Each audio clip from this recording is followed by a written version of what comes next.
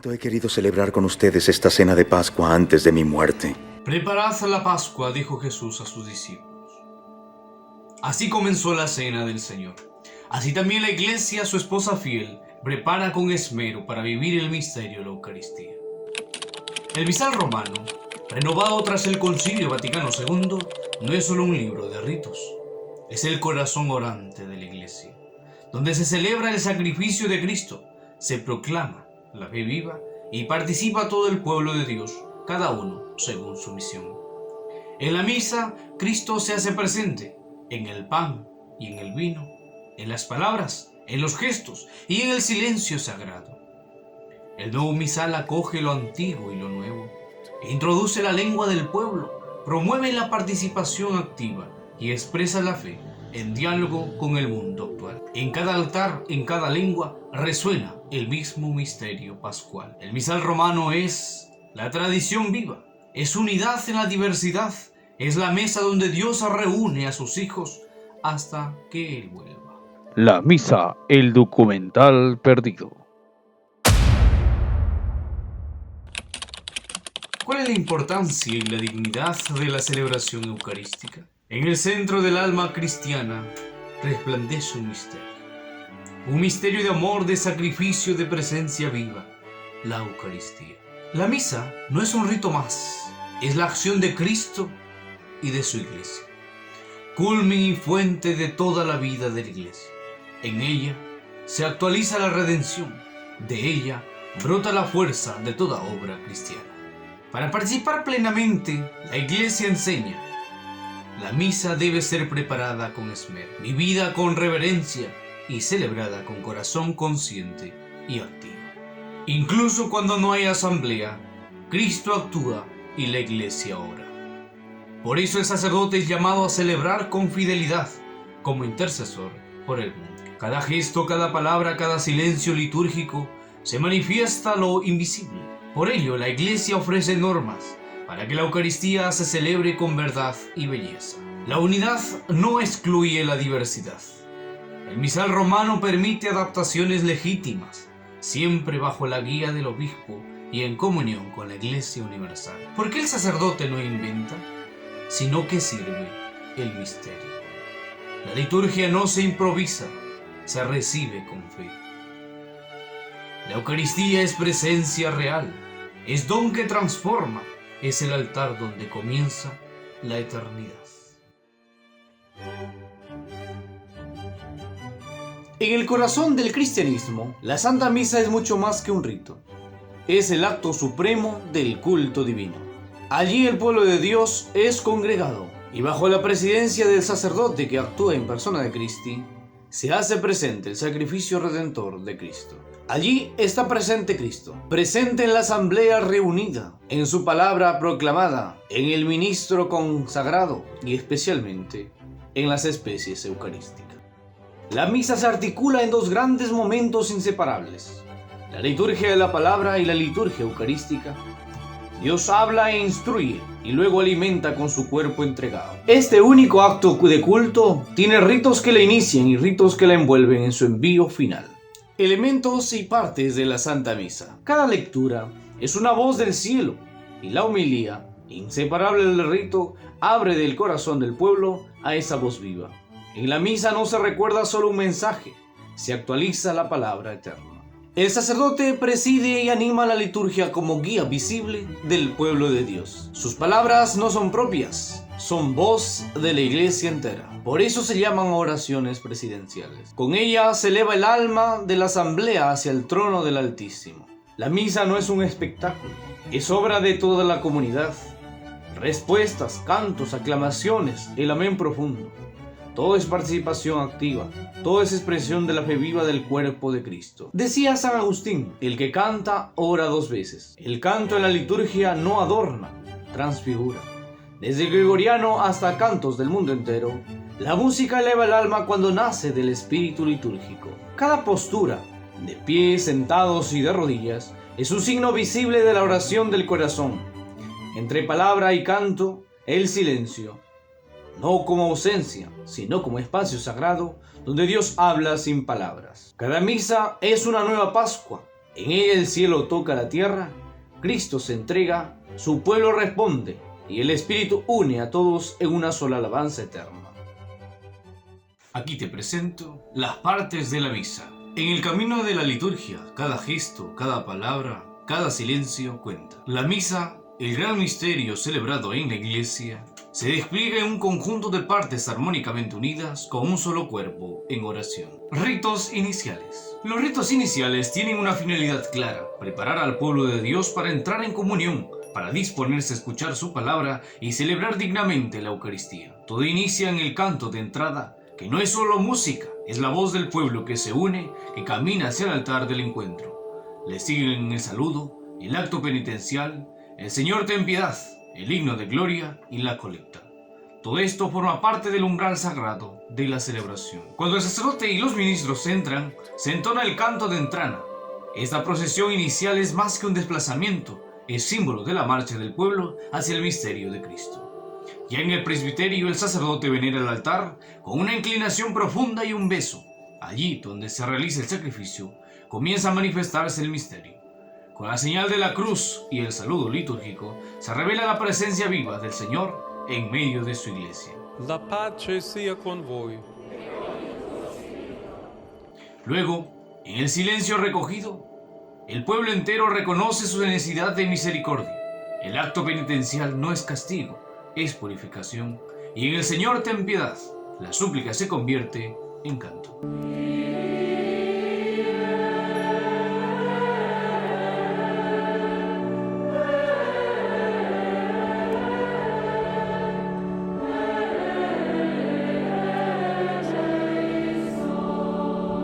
En las grandes solemnidades estalla el Gloria, un himno antiguo, solemne, que glorifica al Padre y al Hijo. Le sigue la oración colecta, pronunciada por el sacerdote. Es una súplica que recoge las intenciones del pueblo, orientándolas a Dios Padre, por Cristo, en el Espíritu Santo. Siguiente parte de la misa, la liturgia de la palabra. Si en los ritos iniciales el corazón se prepara, en la liturgia de la palabra el alma se nutre. Dios mismo habla. Cristo se hace presente en su palabra. Las lecturas, los salmos, la homilía, el credo y la oración de los fieles forman un tejido sagrado que anuncia la salvación y abre el corazón al misterio. Entre la lectura y la lectura, después de la homilía, el silencio no es ausencia, es espacio. Espacio para que la palabra resuene en lo profundo del alma. Desde el ambón se proclama la palabra, no se lee, se proclama. El lector, el salmista, el diácono, no hablan en nombre propio. Son instrumentos de Dios que alimentan a su pueblo. El salmo responsorial, canto entre las lecturas, es oración que nace de la misma escritura, respuesta del alma creyente a la voz de Dios. Dijo el Señor a mi Señor: siéntate a mi derecha, mientras yo pongo a tus enemigos como estrado de tus pies. Antes del Evangelio, la aleluya se eleva como canto de acogida, se canta de pie, con solemnidad, y entonces Cristo mismo habla en el Evangelio. Todos se levantan, todos escuchan, porque es el Señor quien se dirige a su pueblo.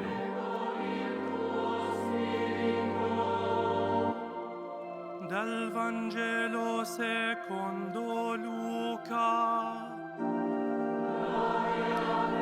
Del Evangelio según San Lucas.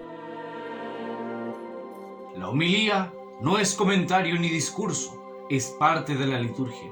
El sacerdote, iluminado por la palabra, ilumina con ella la vida del pueblo. En los domingos y fiestas no pueden faltar la homilía. Cari fratelli e sorelle. Queridos hermanos y hermanas, Stare con Gesù. es hermoso estar con Jesús. Appena proclamato lo attesta. El Evangelio que acabamos de escuchar lo atestigua. Después de haber escuchado a Dios, el pueblo responde. El credo es proclamación de fe viva, común y unánime. Y con la oración universal, el pueblo, sacerdote por el bautismo, intercede por toda la humanidad. Iglesia que escucha, iglesia que cree, iglesia que ora. Cada parte de la misa, cada palabra, cada gesto, no son fragmentos aislados, son eslabones de una sola cadena divina. En la liturgia el cielo y la tierra se tocan, Cristo habla, la iglesia responde y el misterio se hace presente en medio de su pueblo. Tercera parte de la misa. La liturgia eucarística. En la última cena, Cristo instituyó el misterio más grande de nuestra fe. el sacrificio redentor y el banquete del Rey. En cada misa este misterio se actualiza sacramentalmente y la Iglesia, obediente a su Señor, repite: haced esto en memoria. En la liturgia eucarística la Iglesia no solo recuerda, sino que hace presente el único sacrificio de Cristo. El altar se transforma en el Gólgota místico, el pan y el vino en el cuerpo y la sangre del Señor. Todo comienza con la preparación de los dones. El altar, mesa del sacrificio y del banquete, se dispone con reverencia. El pan y el vino, frutos de la tierra y del trabajo humano, son llevados hasta él. Este gesto sencillo encierra siglos de fe: ofrecer, entregar y consagrar. Una vez dispuestos los dones, el sacerdote invita al pueblo a orar. La oración sobre las ofrendas, pronunciadas con voz clara, recoge las intenciones de toda la asamblea. Es una súplica humilde al Padre, en Cristo y por el Espíritu Santo. Concede benigno alla tua Chiesa. Señor, concede bondadoso a tu Iglesia los dones de la unidad y de la paz, significados místicamente en las ofrendas sacramentales que te presentamos, por Jesucristo nuestro Señor. Ahora comienza el corazón palpitante de la misa, la plegaria eucarística, como cumbre y señor. Toda la asamblea entra en el gran diálogo de salvación. El sacerdote ora, pero no está solo, ora en nombre de todos. La plegaria eucarística es acción de gracias, memoria viva, oblación sagrada, intercesión universal y glorificación Realmente suprema. justo y Cada necesario, palabra nuestro deber y es salvación, eternidad. darte gracias siempre y en todo lugar. En esta plegaria se hacen presentes varios elementos. A través del prefacio que se proclama las maravillas de Dios, se da la acción de gracias. Luego hay una aclamación donde todo el pueblo canta con los ángeles: Santo, Santo, Santo. Luego hay la epíclesis, que es la invocación al Espíritu. Los dones serán consagrados. También hay una narración y una consagración, donde las palabras de Cristo resuenan en el altar. El pan y el vino se convierten en su cuerpo y sangre. Luego hay la anamnesis, que se hace memoria de la pasión y resurrección y ascensión. Luego hay una oblación, que se ofrece la víctima y los fieles se ofrecen con ella. Luego hay intercesión, que se ora por vivos y difuntos y por toda la Iglesia. Luego, una doxología final, que termina con las palabras: por Cristo, con Él y en Él. Y el gran amén del pueblo que corona el sacrificio.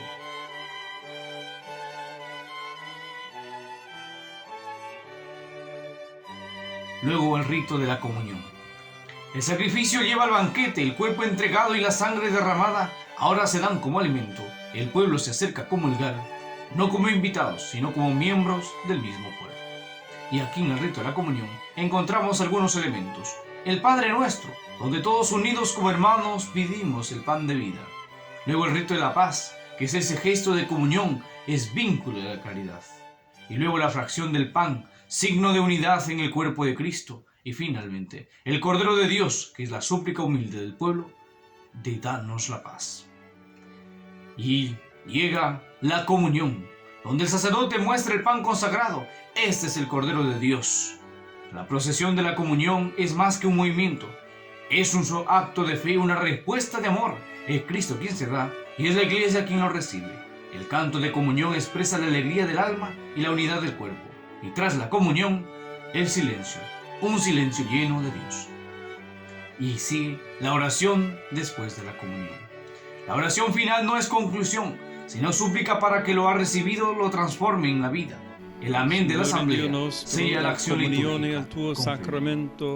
Señor Dios nuestro, que la recepción de este sacramento y nuestra profesión de fe en la Trinidad Santa y Eterna y en su unidad indivisible nos aprovechen, Señor Dios nuestro, para la salvación de cuerpo y alma. La misa es el acto más grande del amor divino. En ella el cielo toca la tierra y la eternidad se nos da el pan partido. Cuarta y última parte de la misa. El rito de conclusión. Il Signore sia con voi.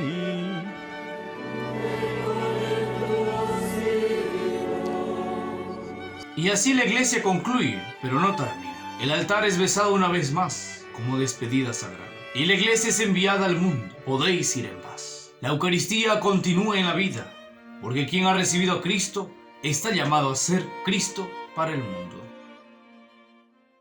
Ahora te presento los oficios y los ministerios en la celebración de la Santa Misa. La misa no es un solo rito, es una obra coral del pueblo de Dios, donde cada vocación, cada gesto, cada palabra, cada carisma, cada servicio tiene un lugar sagrado. En primer lugar tenemos a los oficios del orden sagrado. El obispo, como sucesor de los apóstoles, preside la Eucaristía en plenitud. A su lado los presbíteros concelebran y los diáconos, servidores de la palabra y del altar, prolongan el ministerio de Cristo siervo. En segundo lugar tenemos los ministerios del pueblo de Dios. El pueblo de Dios no asiste a la misa como espectador, sino como actor también principal. Sacerdotes por el bautismo, los fieles participan con voz, cuerpo y alma, ofreciendo su vida unida a la víctima santa. En tercer lugar tenemos los ministerios peculiares. Acólito, asistente del altar, custodio de lo sagrado. Al lector, que es el proclamador de la palabra de Dios. Al salmista, cuya voz que canta la oración del corazón bíblico. Tenemos a los cantores y al coro, que es el alma musical de la liturgia, que invita a todos a participar cantando. El sacristán, el orden discreto que prepara todo con devoción. Tenemos al comentarista, que con su voz guía para la asamblea. Tenemos los ministros de acogida, que son la puerta abierta al encuentro fraterno del hermano. En algunos lugares, un maestro de ceremonias coordina la armonía de todo el rito. En cuarto lugar tenemos la distribución de los ministerios y la preparación litúrgica. La preparación litúrgica es comunión en acción. Guiados todos por el sacerdote, los diversos ministerios se disponen con fe y cuidado para que el ministerio resplandezca. La misa es un misterio de fe celebrado en cada rincón del planeta. Desde catedrales en Roma hasta capillas en la selva, la esencia es la misma, la Eucaristía. La diversidad de la liturgia muestra la riqueza de la fe. En cada celebración, la comunidad encuentra sentido y pertenencia. Así, la misa une a todos en un mismo misterio, vivido de 1000 formas. Antes de la misa, el altar se prepara con manteles blancos y objetos sagrados, cáliz, patena, corporal y misal. Cada elemento tiene su propósito, no son simples adornos. La celebración inicia con la procesión de entrada, símbolo del pueblo de Dios en camino. El acto penitencial nos invita a la humildad y al perdón. Las lecturas y la homilía nos conectan con la palabra de Dios y su mensaje para hoy. El diácono proclama el Evangelio y ayuda en el altar, recordándonos el llamado al servicio. Llega el momento central, la liturgia eucarística. El pan y el vino, frutos del trabajo humano, se presentan en el altar. El sacerdote pronuncia las palabras de Jesús: «Esto es mi cuerpo, esta es mi sangre». El pan y el vino se convierten en la presencia real de Cristo. La comunidad comulga, recibiendo ese don. Al final el envío: «Podéis ir en paz». La misa termina, la misión comienza. Cada rito y símbolo nos acerca al misterio central de la fe. La liturgia transforma lo cotidiano en sagrado. Así, la Iglesia vive y celebra su fe en cada misa. A veces, varios sacerdotes celebran juntos. Es la concelebración, signo de unidad y fraternidad. En ocasiones especiales como la misa crismal, todos rezan como un solo cuerpo. La fe se vive en comunidad, apoyándonos unos a otros.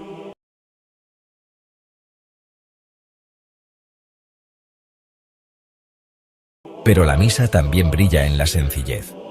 Un sacerdote y un ministro, en una pequeña capilla, celebran con la misma fuerza.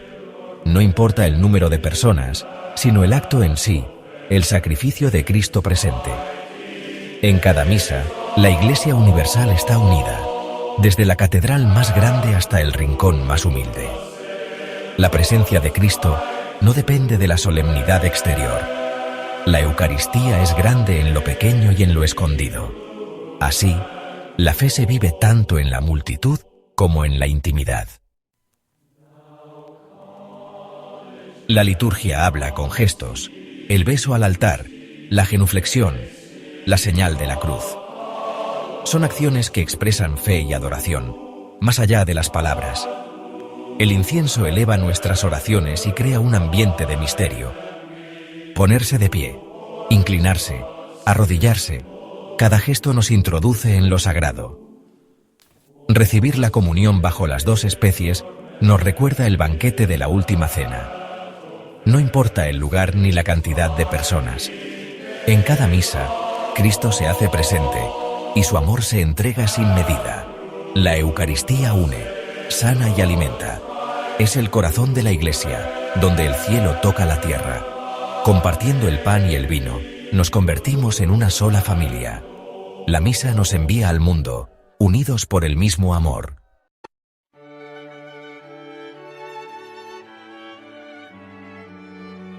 La iglesia es la casa de Dios y del pueblo santo. Un lugar sagrado donde lo visible habla de lo invisible, donde cada detalle prepara el corazón para el encuentro con el misterio. Algunos principios generales que se tienen que tener en cuenta. La comunidad se reúne para celebrar la Eucaristía.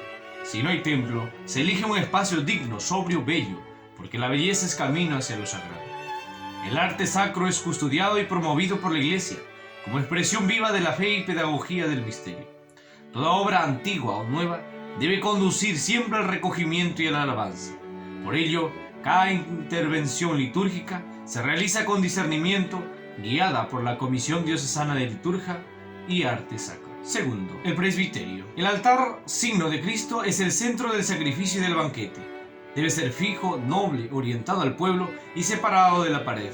Reúne a la asamblea en torno al sacrificio pascual. Bajo su mesa pueden colocarse reliquias auténticas, recordando a los mártires. Su ornato es sobrio, nunca recargado, solo lo esencial: cáliz, corporal, cruz, misal, nada más. El ambón es la mesa de la palabra. Desde allí Dios habla a su pueblo. Debe ser visible, digno, reservado al ministro de la palabra. La sede no es un trono, sino signo de presidencia en la oración. Situada con dignidad, facilita el encuentro entre el pastor y la asamblea. 3. Disposición del templo. El lugar de los fieles debe favorecer la participación activa, sin privilegios ni distinciones. Todos son iguales ante el altar. El espacio debe permitir el gesto litúrgico: arrodillarse, caminar, comulgar. El coro y los instrumentos se integran en la acción litúrgica. Deben estar visibles, sin aislarse de la asamblea, y su función es servir el canto, no ocupar el centro. Durante el Adviento y la Cuaresma, su uso se modera, en consonancia con el espíritu del tiempo. El tabernáculo, morada del Santísimo, se ubica en el lugar más noble, visible y recogido, nunca sobre el altar de la celebración. Debe ser único, sólido, no transparente. Una lámpara encendida anuncia la presencia real de Cristo. Las imágenes sagradas son ventanas al cielo. Cristo, María y los santos acompañan la oración, sin distraer el misterio celebrado. Una imagen por santo, bien dispuesta, con devoción y belleza. Así, piedra a piedra, signo a signo, la iglesia construye espacios para lo eterno, porque cada objeto, cada color, cada forma, es eco de la gloria y de la fe viva del pueblo de Dios. Todo en el templo habla, todo prepara, y en medio de esa armonía, el pueblo se reúne para celebrar el misterio de la fe.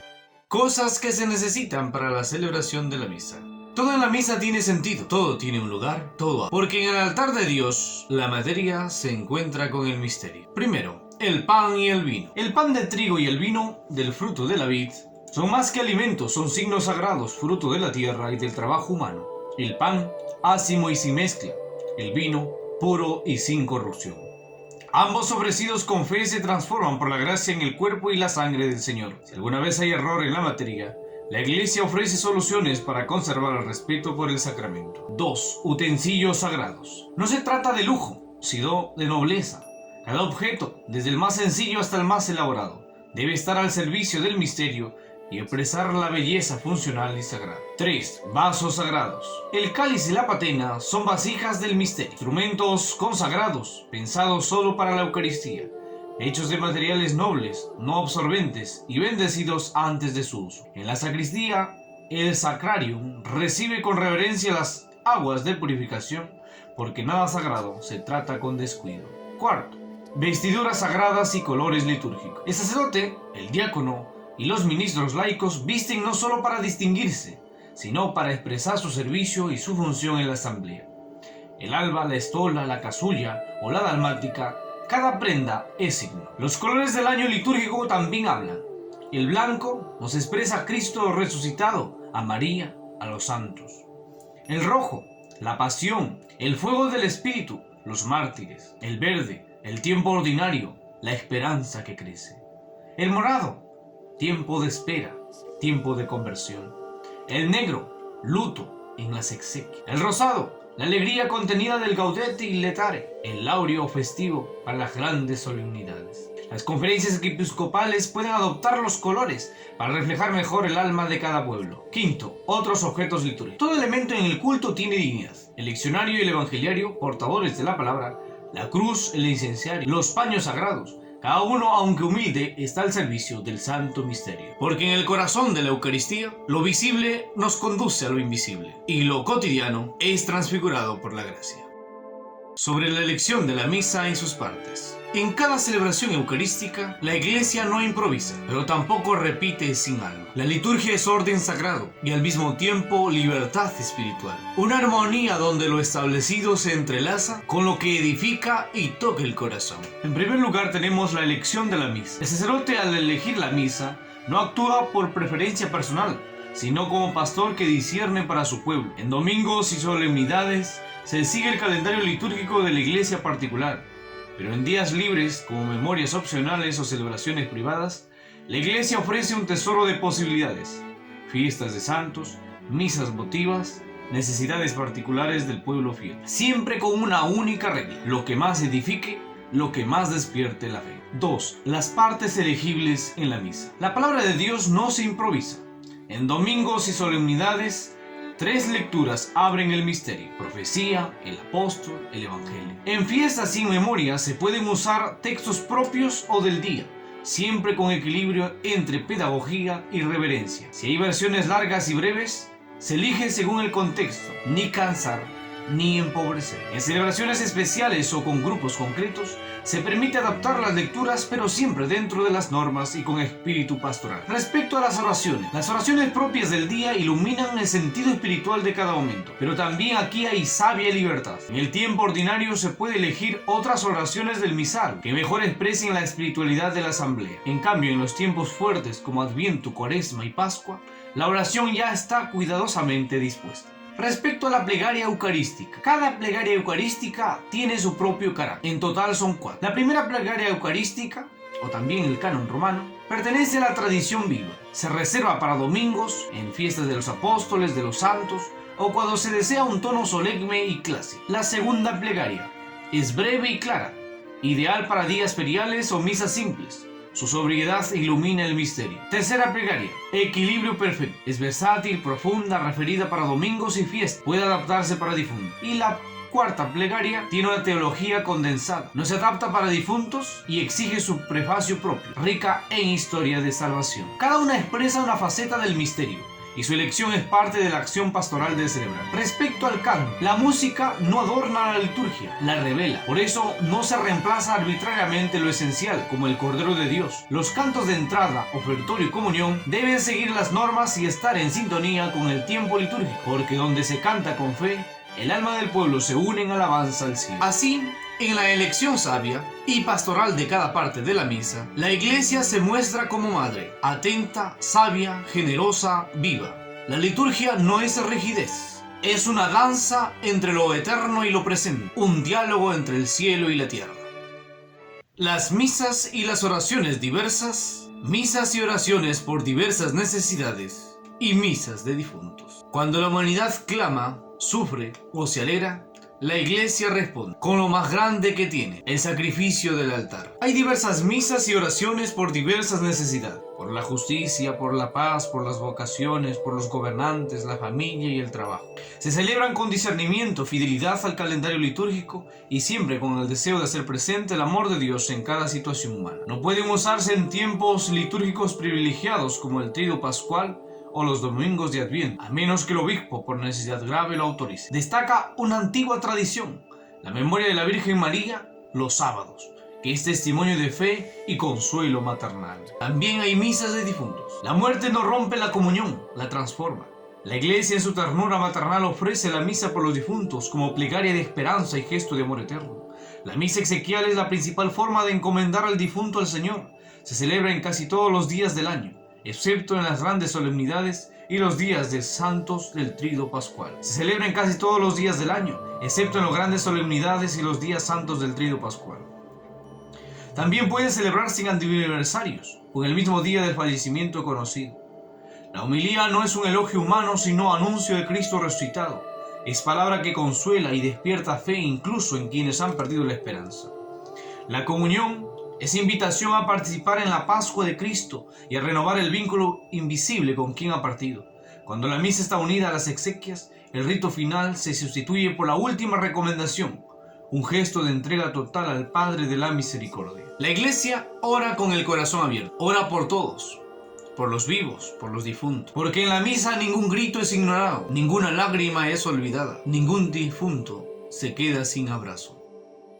El papel de los obispos y las conferencias respecto a la liturgia. La liturgia, como todo organismo vivo, crece con fidelidad. El Concilio Vaticano II no suprimió la tradición, la hizo respirar. Abrió las ventanas del altar a la luz de los pueblos, sin apagar la llama del Evangelio. El papel de los obispos, como pastor y primer liturgo. Cada diócesis es una iglesia viva, y en ella el obispo tiene la responsabilidad de cuidar la integridad y el espíritu de la celebración eucarística. A él le corresponde fomentar la formación litúrgica, regular la concelebración y el acceso a la comunión bajo las dos especies, aprobar cómo se disponen y adornan las iglesias. Es padre, es guía, es custodio de la fe celebrada. El papel de las conferencias episcopales. Cuando la vida litúrgica rebasa una diócesis, la conferencia de obispos actúa. Es ella quien traduce, adapta, coordina y discierne. A su cargo están la traducción y aprobación del misal en lengua vernácula, el discernimiento de cantos, gestos y posturas, la elaboración de calendarios nacionales y locales, la fidelidad bíblica y la nobleza del lenguaje litúrgico. Todo para que el pueblo rece en su lengua,